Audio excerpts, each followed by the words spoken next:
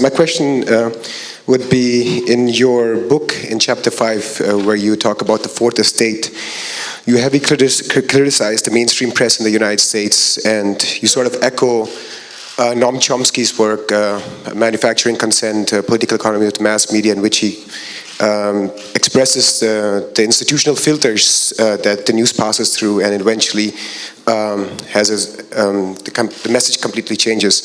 So can you talk about your experience with the mainstream press up until this point? How would you summarize your experience? As far as your question is concerned, one of the really interesting things is that when we were back in the hotel room in Hong Kong in June of 2013, which is about a year and a half ago now, I recently saw a lot of video from the hotel room meetings that we had because of the film that was released by Laura Poitras, who's the documentarian who lives here in Berlin.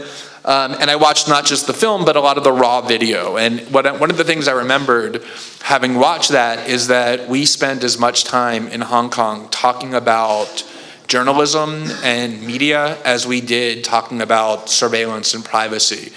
And the reason for that was that we knew that at least as much of a part of what we were doing was a battle of journalism, a battle against establishment media outlets, as much as it was a battle against electronic surveillance. Because we knew that the primary weapon that the United States government and its allies would use to try and attack our reporting and attack what we were doing was to use these media outlets that are very deferential to governments, are very close with governments. They pretend to be adversarial to them, they pretend to be watchdogs over them, but what they really do is disseminate their propaganda, carry out their campaigns. And so a big part of the strategy that we had was to think about how to get around those media hurdles and to avoid having our message, the one that we wanted to be disseminated, drowned by the propaganda campaign that we knew was coming. And so we spent a long time planning and strategizing and thinking about how to make sure the facts that were shown by these documents were able to be heard by the world without having lots of distractions on all sorts of ancillary matters. And we did get attacked by journalists in the United States and the UK particularly, which is really kind of remarkable. This is an act of pure journalism. Every journalist in the world should have been cheering Edward Snowden. He did what every journalist is supposed to be devoted to, which is shining a light on what the most powerful factions are doing in the dark.